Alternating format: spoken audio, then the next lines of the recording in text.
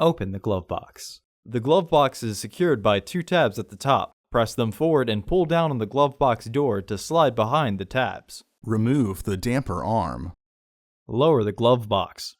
Unclip the 3 tabs on the filter housing door.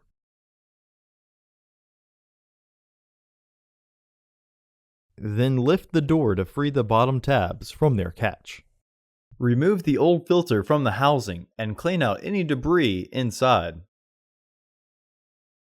Insert your new filter into the housing, with its airflow indicating arrow pointing down.